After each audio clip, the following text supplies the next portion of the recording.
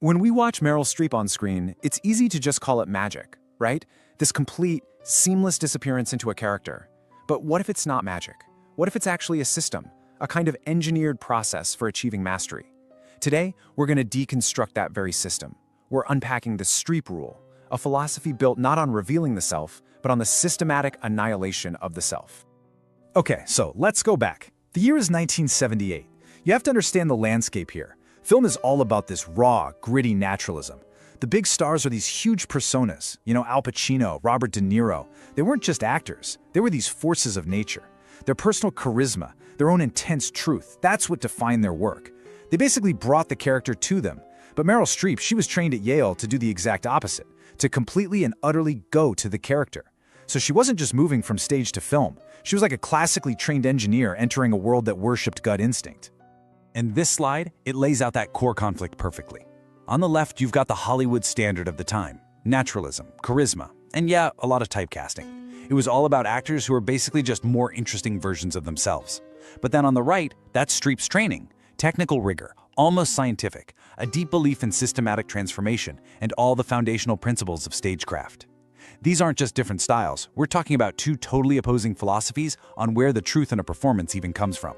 So this clash, it forces this huge, defining moment for her. Now, instead of trying to water down her training to fit in, she makes this pretty radical decision.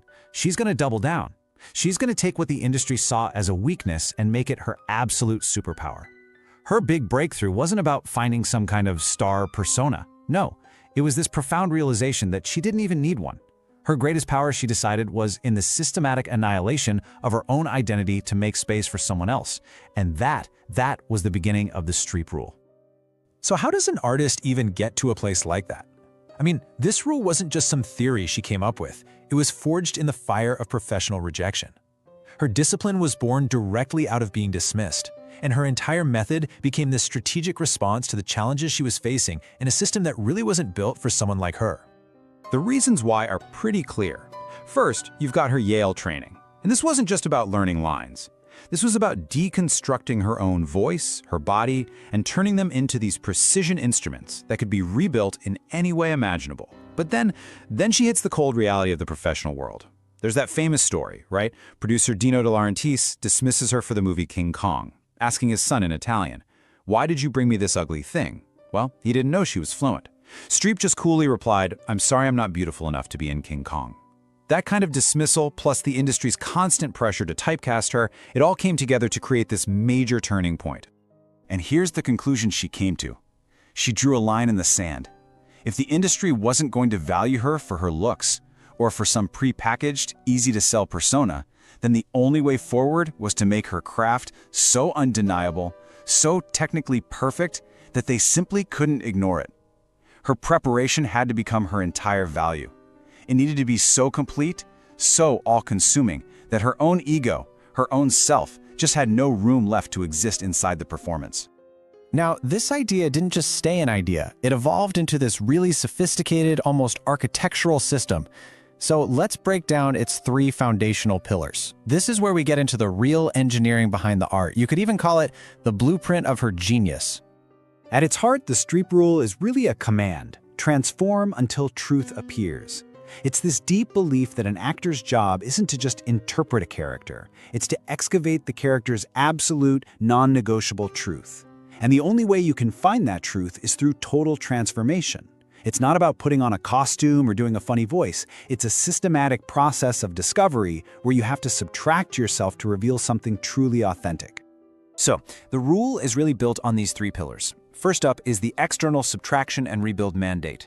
This is all about systematically identifying and getting rid of her own physical and vocal habits. Her posture, her accent, her gestures, and then rebuilding the character's physicality from scratch based on tons of research. Second, there's the radical empathy protocol. This is an intellectual and emotional deep dive, researching a character's world without any judgment to find their honest internal logic. It's about really understanding why they do what they do, from their perspective. And third, you have the technical consistency rule. And this is just pure professional discipline, making sure every choice, every little nuance can be perfectly reproduced, take after take after take. That gives the director total creative freedom later on. So when you put those three pillars together, what you get is a whole new definition of acting. It stops being just an art of feeling and becomes this rigorous form of intellectual and technical engineering. Every single choice is deliberate. Every accent is constructed. Every gesture is reverse engineered from a deep understanding of the character's psychological blueprint. It's craft, just elevated to the highest possible level. A philosophy is powerful, sure, but it's nothing without a process. So, how does she actually turn these ideas into a practical, repeatable engine for transformation? Let's look at the specific routines that bring this whole philosophy to life. Her system really relies on two core routines. First, the phonetic and vocal assimilation routine. This is so much more than just doing an accent. It is systematically erasing her own natural voice to master a character's precise vocal texture, their pitch, their cadence. Just think of that flawless Polish accent in Sophie's Choice, or the sharp clipped tones of Margaret Thatcher in The Iron Lady. That's not imitation, that's total reconstruction. And the second routine is the deep textual and psychological deconstruction. This means creating meticulous notes, doing historical research, building these internal psychological maps of the character's entire life, their motivations, their fears. She builds their inner world so completely that their outer expression just becomes this inevitable consequence. And this is where we get to the beautiful paradox at the heart of her method. What we see on screen, what looks like raw, spontaneous, completely authentic emotion, is actually the direct result of exhaustive, controlled, and meticulous preparation. That freedom to be completely in the moment is earned through hundreds of hours of disciplined, systematic work. It's like the structure is so solid that she can just live inside it freely. The control is what creates the perfect conditions for real spontaneity to finally appear. So, what happens after decades of applying this rule? Well, the impact is nothing short of a complete redefinition of what mastery even looks like in modern acting. Her career isn't just a list of amazing performances, it's a living testament to the power of having a system. I mean, her own journey is the ultimate proof that the rule works. She went from being this talented but kind of marginalized stage actress fighting against the industry's need to put her in a box, to becoming the global icon who literally defines the word versatility. She didn't just succeed inside the system, she fundamentally changed the system's whole definition of what a leading actor could even be. Her legacy is just, it's profound. She proved that systematic discipline, radical empathy, and most importantly, the willingness to completely annihilate your own self, those are the true foundations for lasting mastery. She made this meticulous, egoless approach the absolute gold standard. She proved that external transformation isn't some gimmick. It's the ultimate commitment to finding and honoring a character's truth. Okay, this is all fascinating as a study of one of the greatest artists of our time. But the most powerful part of the Streep Rule is that its core lesson is universal. It's not just for actors. It's a principle for anyone who's pursuing mastery in any field, whether you're a coder, a chef, a designer, whatever it is. So I'm just going to ask you directly, how can you apply the Streep Rule to your own work, your own craft, your own life? What is the character you're trying to build? What's the complex problem you were trying to solve? The principles hold up because at the end of the day, they are about getting out of your own way to find a deeper truth.